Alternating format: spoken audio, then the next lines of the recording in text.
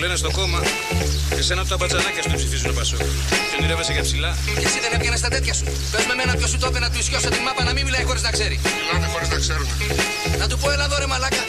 Με ρώτησες εμένα γιατί ψηφίζω Νέα Δημοκρατία. Αν σου έλεγε ο Ψωμιάδης κόφτε τα λόγια και ψηφίστε τον οικονόμη γιατί από μένα τρώτε ψωμί και όχι από το Πασόκ, τι θα έκανες? Μας άφηνε, θα βάζεις λουκέτο και δύο οικογένειες θα μένανε στον δρόμο. Καταρχάς δεν μασάς. Μας πατάς κι σε νταλκάς, δεν συγχωράς, τα σπαταλάς. Για την μόστρα σου ψοφάς, παιχταράς γυναικάς.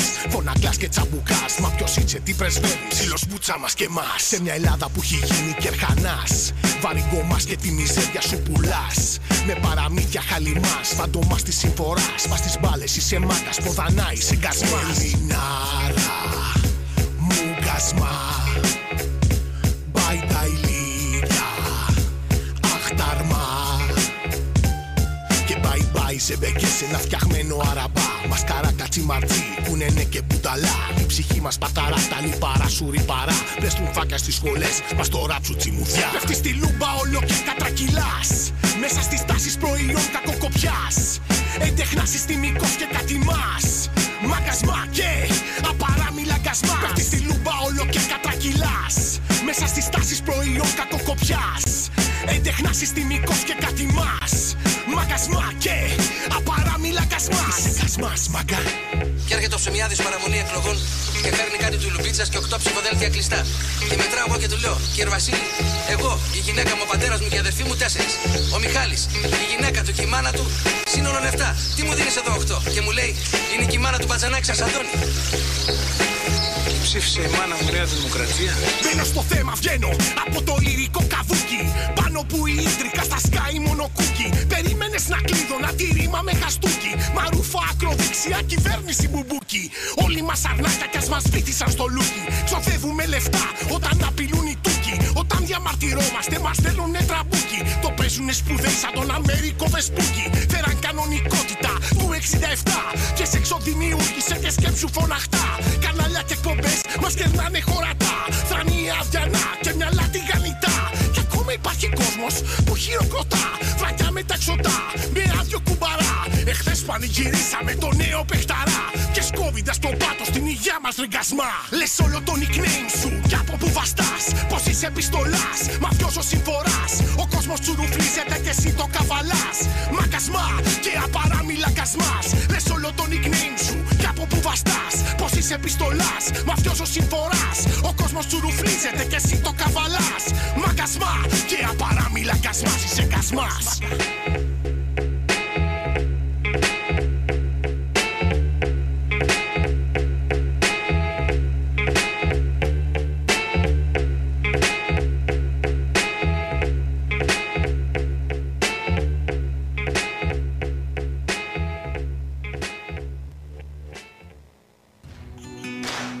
Καλησπέρα.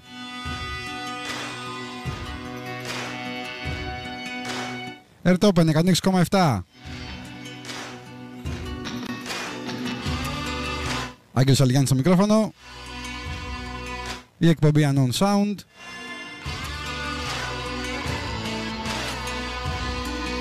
Ξεκινήσαμε με Shakespeare και γκασμά.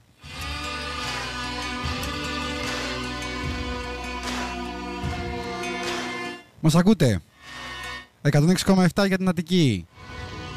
Airtopen.com κάθετος radio διαδικτυακά. Από το Live 24.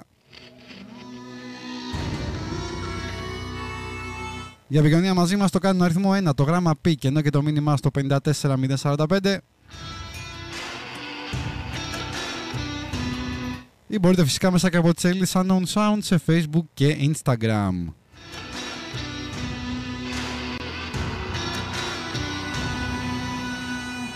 Σήμερα λοιπόν θα δώσουμε έτσι το μικρόφωνο πάλι στους φοιτητές.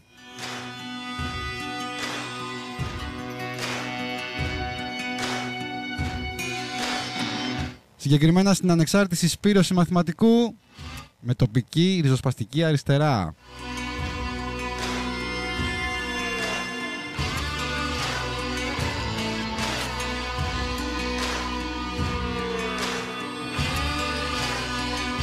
Να μιλήσουμε λοιπόν για την πρώτη νίκη που πέτυχαν την Πέμπτη.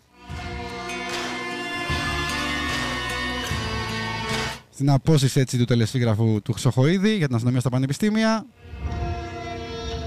Φυσικά για τον νόμο. Τι άλλο ακολουθεί?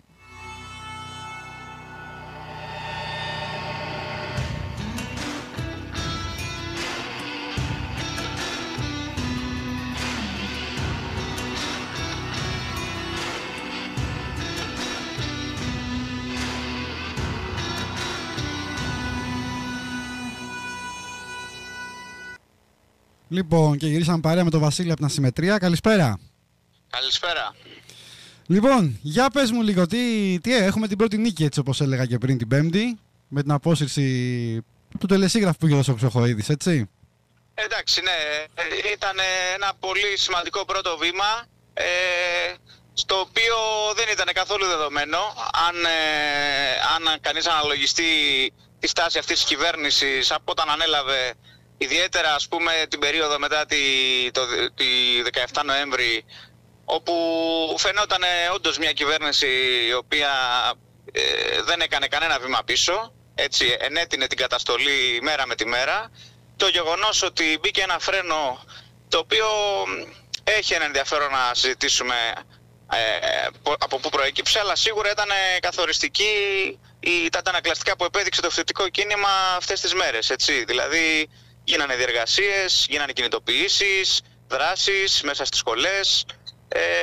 Ήταν καταλυτικό νομίζω για αυτή την τακτική αναδίπλωση. Νομίζω το σημαντικό ρόλο είναι η κινητοποίηση, έτσι, που είχαμε όλο αυτό το διάστημα από τους φοιτητές. Ναι, όσο να είναι, η κυβέρνηση θεωρούσε ενδεχομένως ότι θα ενσωματώσει η νεολαία και το φόβο και η τηλεκπαίδευση θα δράσει τόσο καταλυτικά ώστε να μην μπορεί να συγκροτηθούν κινητοποίησεις, και παρόλα αυτά είδαμε και συνελεύσεις να γίνονται στις σχολές οι οποίες είναι κλειστές, αλλά και κινητοποιήσεις πάρα πολύ μαζικές, και δεν μιλάω μόνο για τις κινητοποιήσεις που γίνανε εν ώψη της ψήφισης του νομοσχεδίου, που φτάσανε σε δεκάδες χιλιάδες κινητοποιούμενους, και πόσο ας πούμε φάνηκε ότι όλη η πανεπιστημιακή κοινότητα μαζί ας πούμε και με κομμάτια των καθηγητών, των εργαζομένων εναντιώνεται. Μιλάω και για τις κινητοποιήσεις που γίνανε αφού του ψηφίστηκε το νομοσχέδιο, όπου μπορεί να νόμιζαν ότι ωραία, τώρα το ψηφίσαμε, πάμε να το εφαρμόσουμε, αλλά όπως έχει ξαναδείξει το φοιτητικό κίνημα στο παρελθόν, υπάρχουν πολλοί νόμοι οι οποίοι ψηφίζονται και παρόλα αυτά η εφαρμογή τους είναι μια καινούρια μάχη, η οποία μπορεί να έχει και μια έκβαση νικηφόρα. Θεωρείς ότι η κυβέρνηση περίμενε ότι δεν θα σας βρει μέσα στα πανεπιστήμια, γι' αυτό και θέλει έτσι λίγο πριν το Πάσχα να τοποθετήσει την αστυνομία εκεί? Πιστεύω ότι ένας σχεδιασμός που θα μπορούσε να έχει στο κεφάλι της, χωρίς να είμαι medium, αλλά είναι ότι οι αντιδράσεις θα είναι μειοψηφικές, θα είναι άμαζες, θα είναι περιθωριακές, θα μπορέσει να τις διαχειριστεί, είτε μέσα από τη λασπολογία των ΜΜΕ που μιλάνε μόνο για εξωπανεπιστημιακά στοιχεία, μειοψηφικά στοιχεία κτλ., είτε μέσα από την ίδια την καταστολή.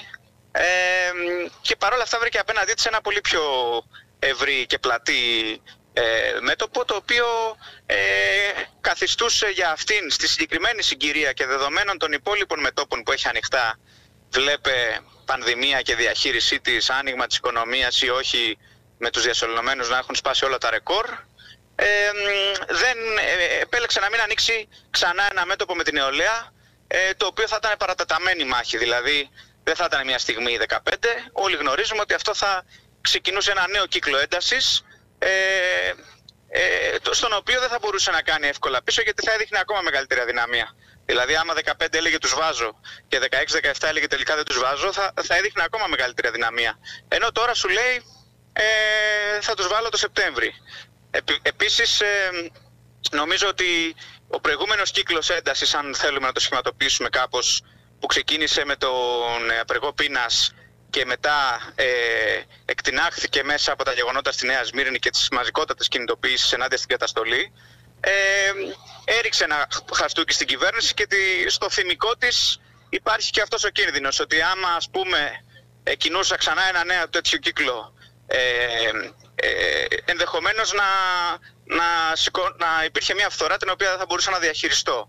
Αλλά σίγουρα και πάλι ο καταλυτικός παράγοντας ήταν οι αντιδράσεις από μεριάς μας. Δηλαδή, ακόμα και έτσι να είναι, αν δεν υπήρχαν αντανακλαστικά, αν δεν υπήρχε αντίδραση από συλλόγους, από φορείς, από φοιτητές, εργαζόμενους και καθηγητές μαζικά σε κάθε γωνιά της χώρας, σίγουρα θα μπορούσε να κινηθεί πιο μπροστοβαρός, ακριβώς γιατί δεν θα είχε τόσο έντονο πολιτικό κόστος. Βλέπουμε και, μιας και ανέφερε στα μέσα μαζικής ενημέρωσης, βλέπουμε ότι εν χώρο όλα μαζί, ξέρεις, λένε ότι φταίτε ή μάλλον διαδηλώσεις φταίνε για τη διασπορά του κορονοϊού, έτσι. Ναι, εντάξει, αυτή είναι η γνωστή καραμέλα που πλέον δεν ξέρω και ποιος την πιστεύει, γιατί εντάξει, ο ίδιος ο Χρυσοχοΐδης ήταν νομίζω ο πρώτος που είπε δημόσια ότι δεν κολλάει ο ιός στους εξωτερικούς χώρους. Οι εικόνες συνοστισμού που βλέπουμε, που είδαμε ειδικά εκείνες τις μέρες, αν θυμάστε, όπου είχε βγει όλος τυχαίως απαγόρευση συναθρήσεων άνω των 100 ατόμων, την ίδια στιγμή, λίγα μέτρα πιο κάτω από το Σύνταγμα, που καλούνταν οι κινητοποιήσεις, γινόταν το έλα να δεις στην Ερμού με το άνοιγμα των, των μαγαζιών. Επομένως, νομίζω ότι ήταν ένα αφήγημα που κατάφερε χωρίς πολλή προσπάθεια από ένα σημείο και μετά να σπάσει στην συνείδηση του κόσμου, και αυτό σιγά σιγά φάνηκε ότι ένας κόσμος άρχισε να αψηφά, ας πούμε, αυτή την τρομοκρατία και κατέβαινε με τα μέτρα, με τις αποστάσεις, με τις μάσκες τους κτλ. Έτσι. Είστε ένα χρόνο πλέον και έτσι, χωρίς μαθήματα, διαζώσεις. Ναι, αυτή τη στιγμή, εντάξει, και εδώ πέρα υπάρχει μια μεγάλη αντιπαράθεση, στην οποία νομίζω ότι είναι τελείως υποκριτική η στάση της κυβέρνησης, και δυστυχώς ενώ όλοι με τον ένα ή τον άλλο τρόπο, οι γονείς, οι μαθητές, οι φοιτητές, οι καθηγητές, λένε ότι αυτό το πράγμα, ας πούμε, η τηλεκπαίδευση είναι λίγο μούφα, τέλος πάντων να το πω έτσι απλά, στην πραγματικότητα δεν κάνει και κανείς κάτι για να το ανατάξει. Πέρα από τις διεκδικήσεις των ίδιων των φοιτητών κατά βάση και δευτερευόντως των ορισμένων τμήματων των καθηγητών, δεν βλέπουμε να υπάρχει μια άσκηση πίεσης προς την κυβέρνηση για να γίνει ένα ασφαλές άνοιγμα, το οποίο με πάρα πολλούς τρόπους θα μπορούσε να γίνει. Εγώ δεν λέω ντε και καλά ανοίξατε ανεφόρον και να γίνει, ας πούμε, συνοστισμός το έλα να δεις, αλλά είναι τελείως παράλογο να συζητάμε τόσο καιρό για το άνοιγμα της οικονομίας, για το άνοιγμα του τουρισμού. Δηλαδή όλοι οι κοινωνικοί χώροι μέσα σε αυτόν τον ένα χρόνο για κάποιο χρονικό διάστημα ανοίξανε. Το μόνος χώρος που δεν άνοιξε σχεδόν καθόλου, λέω σχεδόν γιατί υπήρξε ένα πολύ μικρό χρονικό διάστημα κάπου μετά, ανάμεσα στο τέλη Σεπτέμβρη και αρχές Νοέμβρη, που γίνανε κάποια πιλωτικά μαθήματα. Κατά τα άλλα, όλη αυτή τη χρονική διάρκεια οι φοιτητές δεν έχουν πατήσει στη σχολή τους επίσημα, ας πούμε. Παρ' όλα αυτά, οι δράσεις που γίνανε όλο το τελευταίο διάστημα και που γίνονται ακόμα και σήμερα, επανοικιοποίηση των σχολών, οι ίδιες οι συνελεύσεις, οι διαδικασίες, έχουν εμπλέξει ένα δυναμικό. Παρ' όλα αυτά, όντως, τα μικρότερα πρώτο και δεύτερο έτος αυτή τη στιγμή είναι σε ένα μετέχμιο, και δεν είναι μόνο η καθημερινότητα και η εκπαιδευτική διαδικασία, είναι και τα νίκια, το ότι ο κόσμος έχει ξενοικιάσει, δεν ξέρει αν θα επιστρέψει, αν θα έρθει, ας πούμε, στην Αθήνα ή θα μείνει στο χωριό του. Είναι δηλαδή ένα σύνολο πραγμάτων τα οποία μόνο αγωνία, ας πούμε, καλλιεργούν αυτή τη στιγμή, και αβεβαιότητα. Έτσι ακριβώς. Ναι, γιατί είναι και οι φοιτητές, ειδικά στο πρώτο έτος, που δεν έχουν δει ακόμα τη σχολή τους, έτσι. Για να μην μιλήσω και για τους... Και είναι τρομερό, δηλαδή η εκπαιδευτική διαδικασία, από ποια σκοπιά και να το δει κανείς, είναι μια ζωντανή διαδικασία, μια διαδικασία αμφισβήτησης, μια ανταγωνιστική διαδικασία θα λέγαμε. Έτσι, η διαδικασία που λέει ότι εγώ μιλάω σε μια κάμερα και από πίσω από την κάμερα δεν ξέρω τι υπάρχει και αν υπάρχει, με κανένα τρόπο δεν καλλιεργεί όχι απλά την πλήρη ουσιαστική μεταλαμπάδευση, ας πούμε, της πληροφορίας ή της γνώσης, δεν έχει καν το στοιχείο, ρε παιδί μου, αυτό της διαδραστικότητας. Παράλληλα, ας πούμε, έχει παρατηρηθεί ένα φαινόμενο, πολλοί καθηγητές, ακριβώς επειδή δεν έχουν feedback ως προς το τι κάνουνε, τι διδάσκουνε, ποια είναι η ανταπόκριση, είτε να κάνουν πολλαπλάσια ύλη από αυτή που κάνανε κανονικά, είτε, ας πούμε, να μην ανταποκρίνεται τελικά οι απαιτήσεις που έχει ο καθηγητής για το μάθημα στις δυνατότητες που έχουν οι φοιτητές, ακριβώς γιατί δεν έχουν κάνει κτήμα τους αυτό το οποίο διδάσκονται, με αποτέλεσμα να βλέπουμε φαινόμενα, ας πούμε, στις εξεταστικές να υπάρχουν τεράστιες αναντιστοιχίες. Και ειδικά στη σχολή μας, που μιας και είμαστε στο μαθηματικό, ενώ όλοι οι υπόλοιποι λέγανε ότι στην τηλεκπαίδευση, ξέρω εγώ, περνάνε όλοι με αντιγραφή και τι εύκολο που είναι, είχαμε το φαινόμενο οι καθηγητές ακριβώς στο φόβο της αντιγραφής να βάζουν υπερβολικά απαιτητικά θέματα σε πάρα πολύ μικρό χρόνο, να απειλούν ότι δεν θα εξετάσουν το μάθημά τους γιατί φοβούνται ότι θα γίνει αντιγραφή, να ακυρωθεί εξεταστική, και δώσαμε μια μεγάλη μάχη για να κατοχυρώσουμε το ότι θα γίνει εξεταστική και ότι θα μπαίνουν, ας πούμε, ανθρώπινα θέματα που θα ανταποκρίνονται στις συνθήκες της πανδημίας και όλα αυτά τα συναφή. Κατάλαβα. Και να πούμε ότι είναι και κάποιες ειδικότητες που θέλουν εργαστήρια, θέλουν καθαρά είναι πρακτικό το θέμα και όχι θεωρητικό, έτσι. Ναι, εντάξει, κοιτάξτε, στο μαθηματικό και γενικότερα στις περισσότερες θετικές, βασικά όχι, δεν θα το γενικεύσω για τις θετικές επιστήμες, αλλά στη σχολή μας δεν υπάρχουν τόσο πολλοί εργαστήρια και πρακτικές. Σίγουρα όμως υπάρχει σοβαρό θέμα σε πολλές σχολές, οι οποίες δεν είναι απλά το πρόβλημα ότι χωρίς την πρακτική ο άλλος δεν παίρνει, ας πούμε, δεν μαθαίνει. Είναι και το ότι αυτό το τρενάρισμα έχει καθυστερήσει πάρα πολύ κόσμο από το να πάρει το πτυχίο του. Δηλαδή, πολλοί κόσμος που έχει τελειώσει με τα μαθήματα και περιμένει να ολοκληρώσει τις πρακτικές, έχει φτάσει να καθυστερήσει μέχρι και 1 και 1,5 χρόνο, ας πούμε, το σχεδιασμό πολλών φοιτητών. Έτσι ακριβώς. Έτσι ακριβώς. Επίσης να πούμε ότι δεν είναι μόνο η αστυνομία στα πανεπιστήμια το θέμα, έτσι. Είναι και η μείωση των εισακτέων κατά 10 με 20.000. Κοιτάξτε, εδώ πέρα αυτό που επιχειρείται από μεριάς μας να συγκροτηθεί και έχει μετρήσει κάποια βήματα, είναι μια εναντίωση της εφαρμογής του νόμου σε κάθε πτυχή του. Το τελεσίγραφο του Χρυσοχοΐδη βέβαια έβαζε πιο επιτακτικά το ζήτημα, ας πούμε, της αστυνομίας, γιατί είναι και κάτι το οποίο ευαισθητοποιεί ευρύτερο προοδευτικό κόσμο με δημοκρατικά, έτσι, αντανακλαστικά. Αλλά σίγουρα υπάρχουν μια σειρά μέτρα, όπως τα πειθαρχικά συμβούλια, οι διαγραφές στα νησιν 2, η αλλαγή στο σύστημα εισαγωγής της Πανελλήνιας, η οποία μιλάμε για μια κολοσιαία αλλαγή που καμία κυβέρνηση, ακόμα και πιο δεξιές κυβερνήσεις, τα προηγούμενα χρόνια δεν θα επιχειρούσε να κάνει, ακριβώς γιατί μιλάμε για ένα τεράστιο κοινωνικό και πολιτικό κόστος, το οποίο αυτή τη στιγμή εκτίμησε η κυβέρνηση ότι μπορεί να το καναλιζάρει λόγω της έκτακτης κατάστασης με την πανδημία. Είναι κάτι όμως που θα το βρει μπροστά της και σίγουρα δεν θα αφήσουμε αυτή τη μάχη, έτσι, γιατί η εφαρμογή του νέου συστήματος εισαγωγής έχει 2 στάδια πρακτικά. Δηλαδή, από τη μία ορίστηκαν τώρα συντελεστές για την βάση εισαγωγής, από την άλλη όμως άλλες διατάξεις αυτού του νόμου θα έχουν ισχύ από την επόμενη χρονιά, ακριβώς γιατί ασκήθηκαν κάποιες πιέσεις και σου λέει η Κεραμέως ότι εντάξει, δεν μπορώ εν μέσω της χρονιάς να αλλάξω συνολικά τον τρόπο, μπορώ να ξεκινήσω να το αλλάζω από φέτος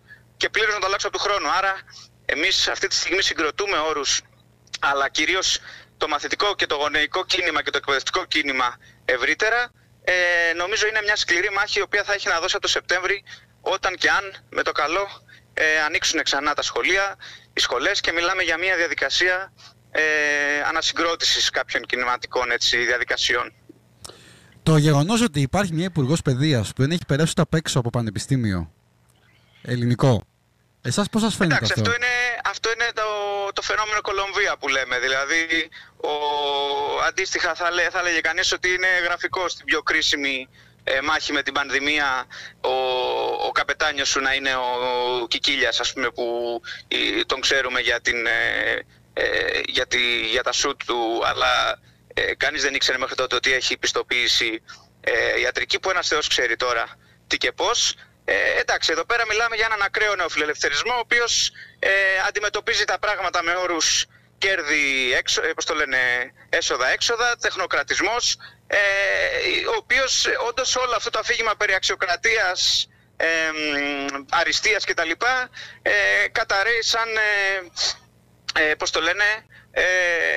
δηλαδή μπροστά στα μάτια του κόσμου πλέον είναι ολοφάνερο ποια είναι η στρατηγική τους. Μιλάμε για μια ιδεολειπτική πολιτική, συντηρητική, βαθιά συντηρητική, οπισθοδρομική, η οποία περισσότερο έχει σαν σκοπό να πάρει μια συνολικότερη ρεβάνς απέναντι στη νεολαία, στο ριζοσπαστισμό που αυτή καλλιεργεί, στο να συρρικνώσει και να αναδιαρθρώσει τις εστίες εκείνες όπου ιστορικά παρήγαγαν κοινωνική και πολιτική αστάθεια, λέγε με φοιτητικό κίνημα, λέγε με πανεπιστήμια, ως ένας χώρος μαζικός, ζωντανός, που προάγει την αμφισβήτηση, την ριζοσπαστικοποίηση κτλ.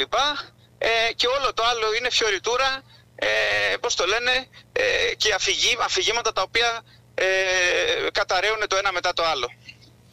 Έτσι, και είδαμε λοιπόν, για να σε πάω και λίγο στους βασανισμούς που είδαμε μπροστά σε κάμερες, σπασμένα κεφάλια, τρομοκρατική καταστολή, είδαμε και είσοδο της αστυνομίας στα πανεπιστήμια της Θεσσαλονίκης, στο ΑΠ. Είναι, ξέρεις, αυτό ένα πρώτο δείγμα πώς έχει στο μυαλό της η κυβέρνηση την αστυνομία στα πανεπιστήμια? Εντάξει, αυτά είναι η στιγμή της σύγκρουσης. Εμείς αυτό που φοβόμαστε πιο πολύ είναι η εμπέδωση μιας συνθήκης επιτήρησης. Δηλαδή, τώρα υπάρχει μια σύγκρουση, έτσι. Αυτές οι εικόνες είναι όντως τρομακτικές και μπορεί να μην αποτελούν άμεσα σχέδιο της κυβέρνησης. Δηλαδή δεν σημαίνει ότι ο Χρυσοχοίδης πήρε τηλέφωνο κάποιον μπάτσο και του είπε εσύ θα βαρέσεις, αλλά όταν δίνεις εξουσία, όταν διορίζεις τόσους μπάτσους, όταν τους έχεις ανεξέλεγκτους, φαινόμενα σαν τη Νέα Σμύρνη θα βλέπουμε συνέχεια. Και δεν είναι τυχαίο ότι ακόμα και αν μπορούμε να πούμε έτσι σχηματικά ότι αποσυμφορήθηκε η Αθήνα από την μπατσοκρατία τον τελευταίο 20ήμερο μήνα, συνέχισαν φαινόμενα, μπορεί περιφερειακά, στη Λάρισα ο 13χρονος, στην Κατερίνη ο πατέρας με το γιο, δηλαδή έχουν πάρει αυτή τη στιγμή έναν αέρα, τον οποίο όσο δεν μπαίνει ένας συνολικότερος φράγμος και μια αλλαγή πλεύσης, θα συμβαίνουν τέτοια φαινόμενα. Τώρα συγκεκριμένα για τη Θεσσαλονίκη, είναι χαρακτηριστικό ότι ναι μεν παρήγαγε μια κοινωνική πόλωση αυτό το φαινόμενο και ενδεχομένως να ήταν και αυτό το οποίο φοβόταν να αντιμετωπίσει η κυβέρνηση στην Αθήνα, όπου είναι το κέντρο των εξελίξεων και θα μπορούσε να πάρει ακόμα πιο εκτεταμένα χαρακτηριστικά, αλλά νομίζω ότι η κυβέρνηση έχει μια στρατηγική η οποία μέσα στην ατζέντα της και μέσα στο σχεδιασμό της είναι και αυτές οι εικόνες. Τι θέλω να πω? Δεν είμαστε σε μια φάση όπως παλιότερα όπου απέφευγε κάθε τέτοια εικόνα, γιατί δυστυχώς αυτή τη στιγμή αυτή η κυβέρνηση στηρίζεται πάνω σε ένα ακροατήριο και σε ένα κοινό το οποίο εθίζεται στις εικόνες καταστολής. Και το δόγμα νόμος και τάξη που λέμε, οι Μπογδάνοι, οι Πλεύριδες και όλοι αυτοί συγκροτούν δυστυχώς και συσπηρώνουν ένα ακροατήριο το οποίο θέλει να βλέπει εικόνες καταστολής, και αυτό είναι το πιο επικίνδυνο αυτή τη στιγμή. Επομένως καθόλου δεν επαναπαυόμαστε και καθόλου δεν θεωρούμε ότι αυτή τη στιγμή έχουμε κερδίσει και πάμε να κάνουμε κάτι άλλο. Χρειάζεται διαρκής επαγρύπνηση, χρειάζεται διαρκής πίεση και χρειάζεται να ληφθούν θεσμικά μέτρα απέναντι σε αυτή την κατάσταση. Οι φοιτητές είστε ενωμένοι μεταξύ σας, υπάρχουν διαφορές? Κοιτάξτε, μπορώ να πω ότι σε σχέση με τα προηγούμενα χρόνια παρήχθησε μια ενότητα που και για πολλούς από εμάς είναι πρωτόγνωρη. Δηλαδή πολιτικές δυνάμεις που ποτέ δεν είχαν συμβαδίσει με όρους πραγματικής κοινής συμπόρευσης, δηλαδή κοινές διαδικασίες, κοινά πλαίσια στις συνελεύσεις, κοινές πορείες, η ίδια αλυσίδα χέρι με χέρι ο ένας δίπλα στον άλλο, είναι κάτι που το ζούμε για πρώτη φορά σήμερα και από όσα μπορώ να γνωρίζω δεν έχει ξανασυμβεί από τη μεταπολίτευση και μετά. Ταυτόχρονα υπάρχει και μια κοινωνική ενότητα με κομμάτια διαφορετικά τα οποία εμπλέκονται με τον ένα ή τον άλλο τρόπο με την εκπαίδευση. Δηλαδή γίνονται αυτή τη στιγμή συντονισμοί και συσκέψεις και πρωτοβουλίες που περιλαμβάνουν από φοιτητές μέχρι ας πούμε καθηγητές, διοικητικούς, ΕΤΕΠ, δηλαδή διάφορους εργαζόμενους οι οποίοι βρίσκονται στο πανεπιστήμιο, και αυτό είναι ένα κεκτημένο το οποίο πιστεύω θα πρέπει να εμβαθυνθεί, ακριβώς γιατί αν κάπως μπορεί να διασφαλιστεί να φτιάξει ένα τείχος το οποίο θα είναι ατσάλινο απέναντι σε αυτήν την επίθεση, θα πρέπει να είναι να αντανακλά μια τέτοιου είδους συσπήρωση. Έχετε από πίσω κάποιο κόμμα ή είστε μόνοι σας ανεξάρτητοι? Εντάξει, το φοιτητικό κίνημα έχει το καλό κατά τη γνώμη μου, αν και εγώ προσωπικά έχω μια πολιτική ένταξη. Παρ' όλα αυτά θεωρώ θετικό το ότι το φοιτητικό κίνημα διατηρεί την αυτονομία του, την αυτοτέλειά του και αυτό είναι που του δίνει και μια πραγματική δυναμική. Προφανώς παρεμβαίνουν μέσα σε αυτό πολιτικές οργανώσεις, πολιτικά κόμματα, αλλά ποτέ δεν ήταν αυτές οι οποίες παρήγαγαν τις μεγάλες νίκες και ανατροπές. Πάντα αυτό που πραγματικά ασκούσε πιέσεις και αυτό το οποίο παρενέβαινε καθοριστικά στο να αλλάξει τη ροή των πραγμάτων ήταν η ίδια η εμπλοκή του μαζικού υποκειμένου, των φοιτητών, τον ανένταχτο κόσμο των σχολών. Και ναι, προφανώς δεν υποτιμάμε τη συμβολή που έχουν οι οργανωμένες μορφές και δομές, αλλά χωρίς να εμπλακούν οι ίδιοι οι φοιτητές, ο ίδιος ο απλός κόσμος μέσα σε αυτές τις διεργασίες, δεν θα μπορούσε να γίνει τίποτα. Οι επόμενες κινήσεις ποιες είναι? Έχετε πάλι έτσι διαδηλώσεις κτλ? Κοιτάξτε, υπάρχουν διεργασίες αυτή τη στιγμή. Γίνεται μια πρώτη αποτίμηση πώς ερμηνεύουμε την κίνηση της κυβέρνησης.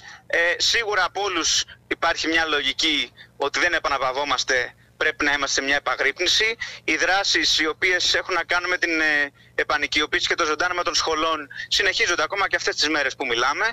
Ταυτόχρονα γίνονται διαδικασίες συντονισμού εκ νέου μεταξύ των φοιτητικών συλλόγων και μεταξύ των υπόλοιπων φορέων της εκπαιδευτικής κοινότητας και της πανεπιστημιακής κοινότητας, και σίγουρα θα προετοιμαστούμε ώστε και μετά το Πάσχα να ξαναγίνουν, ας πούμε, διαδικασίες που να δείχνουν ότι εμείς είμαστε εδώ και να δηλώνουν το παρόν. Γιατί σίγουρα αυτή τη στιγμή θα ήταν το μεγαλύτερο αυτογκόλ να επαναπαυτούμε σε μια λογική κερδίσαμε, πάμε τα λέμε από Σεπτέμβρη. Αυτή η κυβέρνηση δεν είναι να την εμπιστεύεσαι, όποτε βρει ευκαιρία, χρονικά, πολιτικά δηλαδή, με όρους πολιτικού timing, θα ετοιμάσει τις επόμενες κινήσεις της. Σίγουρα η μεγάλη μάχη μπορεί να είναι τον Σεπτέμβρη, αλλά καμιά φορά τα ερωτήματα τα βάζει ο αντίπαλος και πρέπει να είσαι προετοιμασμένος κάθε στιγμή. Σίγουρα θα γίνουν δηλαδή και άλλες διεργασίες και άλλες κινητοποιήσεις, οι οποίες αυτή τη στιγμή δεν έχουν καλεστεί ακόμα, αλλά γίνονται ζυμώσεις και συζητήσεις ώστε να υπάρχει ένας διαρκής κινηματικός σχεδιασμός με όποια μορφή και αν έχει αυτός.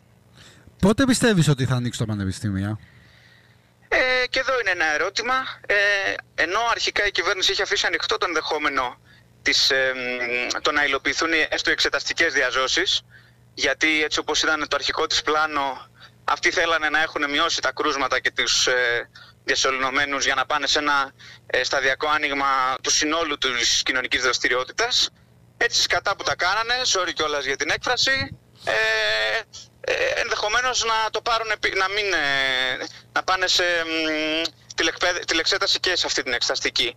Θα είναι και πάλι αντιφατικό πάντως να μιλάμε για μια κατάσταση στην οποία θα έχει ανοίξει ο τουρισμός, θα έχει ανοίξει η εστίαση, θα έχουν ανοίξει σχεδόν το σύνολο των δραστηριοτήτων και τα πανεπιστήμια θα είναι κλειστά όχι μόνο για την καθημερινή εκπαιδευτική διαδικασία, αλλά για τις εξετάσεις, οι οποίες μεταξύ άλλων είναι και οι πιο ασφαλείς. Δηλαδή είναι πολύ πιο απλό να οργανώσεις μια εξέταση με μέτρα ασφαλείας και με κλιμάκια κτλ, παρά το ίδιο το μάθημα που όντως μπορεί να δημιουργήσει ένα ασθενοστισμό άμα δεν γίνει ένας καλός προγραμματισμός και συνυπάρχουν πολλά μαθήματα την ίδια ώρα κτλ. Παρ' όλα αυτά μπορεί να βρεθούμε απέναντι πάλι σε αυτή την τραγελαφικότητα και σίγουρα είναι ένα από τα κομβικά αιτήματά μας αυτή τη στιγμή να πάρθουν μέτρα ώστε να γίνει ένα σταδιακό άνοιγμα ασφαλές. Και τι άλλα αιτήματα έχετε? Τα αιτήματα έχουν να κάνουν πρώτα και κύρια με το μπλοκάρισμα της εφαρμογής του νόμου, δηλαδή να μην συγκροτηθούν τα πειθαρχικά συμβούλια, αυτά τα οποία ορίζει ο νόμος Κεραμέως Χρυσοχοΐδη ως όργανα τα οποία θα απονέμουν ποινές σε οποιονδήποτε αντιδρά, σε οτιδήποτε έκνομο, που εδώ να θυμίσω ότι ο νόμος αυτός είναι πάρα πολύ σκληρός και σηκώνει, κατά τη γνώμη μου, χωρίς να είμαι ειδικός, και ζητήματα συνταγματικότητας ως προς το τι μπορεί να θεωρείται παράνομο. Ότι αν εγώ ας πούμε κολλήσω μια αφίσα ή πάρω μια καρέκλα από ένα αμφιθέατρο για να κάνω μια συζήτηση, ή αν παρευρεθώ σε μια διαδικασία σε ένα διοικητικό όργανο για να κάνω μια πολιτική παρέμβαση, άμεσα μπορεί να υποστώ πειθαρχικές ποινές έως διαγραφή από τη σχολή, έως και ποινικές ποινικά δικάσιμα, τέλος πάντων, μέτρα. Αυτή τη στιγμή μπλοκάρουμε κάθε βήμα, δηλαδή κάθε στιγμή που αυτός ο νόμος προχωράει και εφαρμόζεται, εμείς μπαίνουμε σφήνα και προσπαθούμε να το σταματήσουμε. Είναι αυτό ο ορισμός εισακτέων και βάσης εισαγωγής από τα τμήματα, το οποίο προετοιμάζει ένα νέο σχέδιο Αθηνά 2 και συγχωνεύσει και καταργήσει τμήματων και πέταγμα έξω από τις σχολές των μαθητών? Είναι αυτό η συγκρότηση πειθαρχικών συμβουλίων? Είναι η τοποθέτηση καμερών και φυλακίων για να έρθουν να υποδεχθούν την πανεπιστημιακή αστυνομία? Κάθε πτυχή αυτού του νόμου προσπαθούμε να μπούμε ανάχωμα. Και έχουμε εμπειρία, ξαναλέω, από νόμους οι οποίοι ψηφίζονται και δεν εφαρμόζονται. Και δεν θα πάω πίσω στο μακρινό 79 για όσους γνωρίζουν. Θα πάω στο πρόσφατο νόμο για την απαγόρευση των διαδηλώσεων. Το καλοκαίρι, τον Ιούλιο, ήταν που λέγαμε ότι δεν θα μπορέσουμε να ξανακάνουμε πορεία γιατί ο νόμος θα μας το απαγορεύει και θα έχουμε ποινικές διώξεις και αστική ευθύνη, δηλαδή να πληρώνουμε τις ζημιές.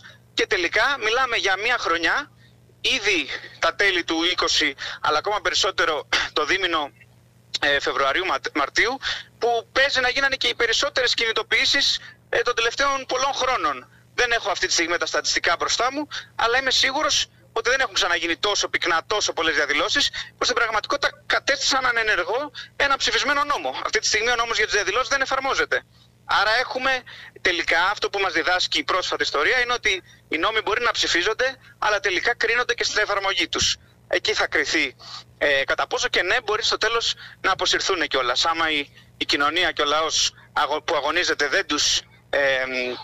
δεν τους αναγνωρίζει και στέκεται απέναντι, είναι μια μάχη η οποία μπορεί να αποβίνει και φόρα. Σίγουρα είναι το ζήτημα του ανοίγματος των σχολών ένα από τα βασικά ζητήματα που μπαίνουν τώρα επιτάπητος και ενώπιση των εξεταστικών, και από εκεί και πέρα υπάρχουν μια σειρά άλλα ζητήματα.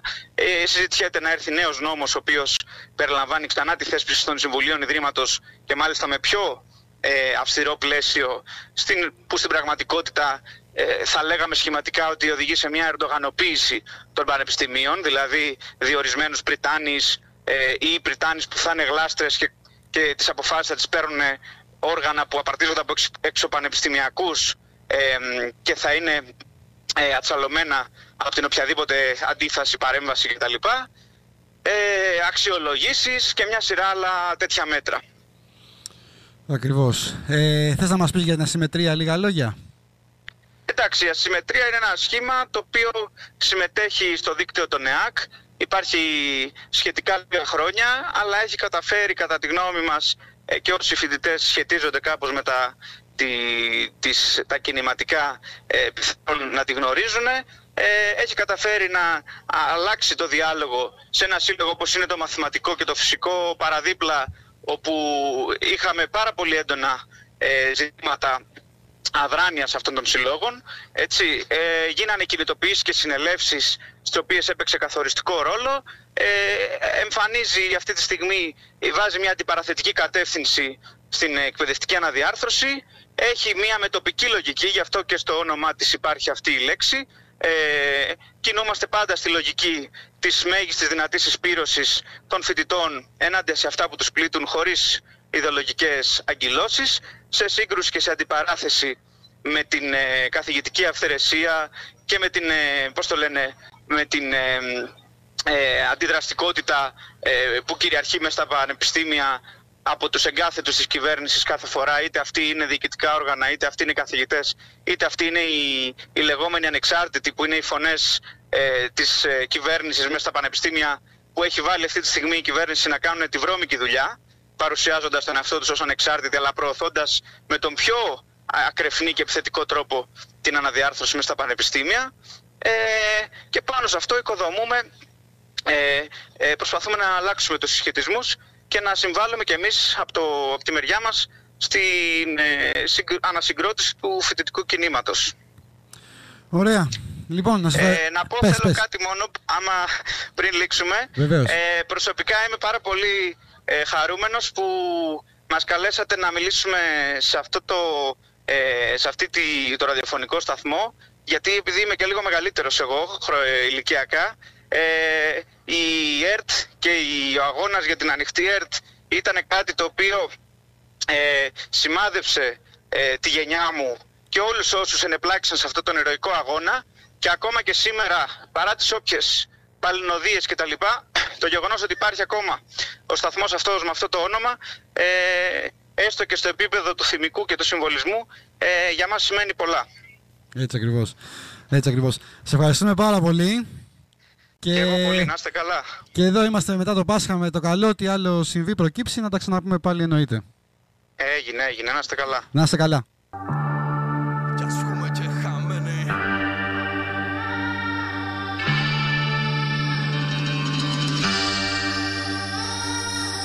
Είναι η καρδιά μας σαν μπουκαλεμένη.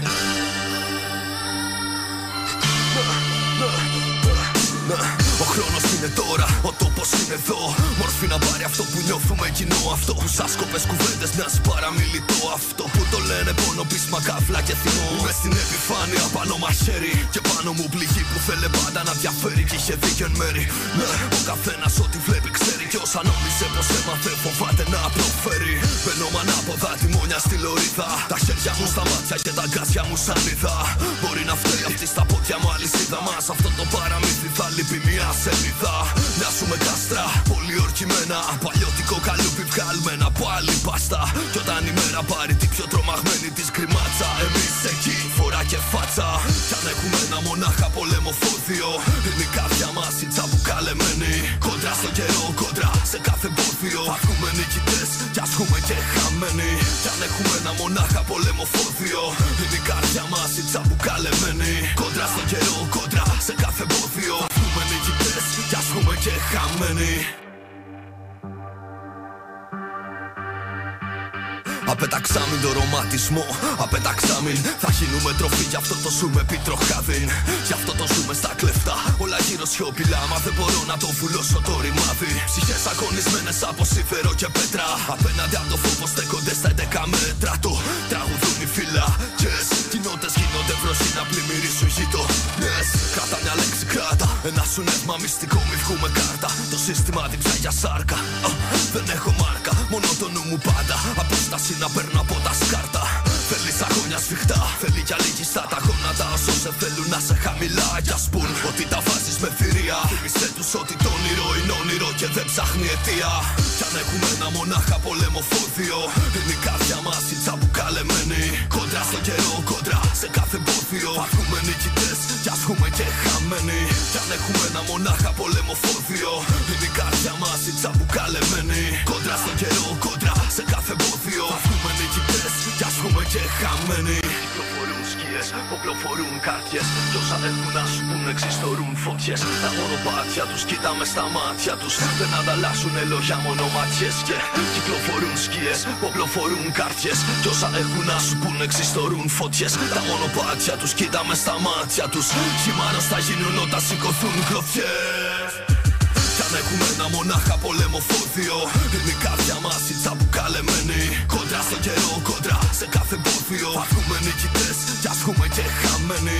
Κι αν έχουμε ένα μονάχα πολεμοφόδιο, είναι η καρδιά μας η τσαμπουκαλεμένη. Κόντρα στο καιρό, κόντρα σε κάθε εμπόδιο. Θα βγούμε νικητές κι ας βγούμε και χαμένοι.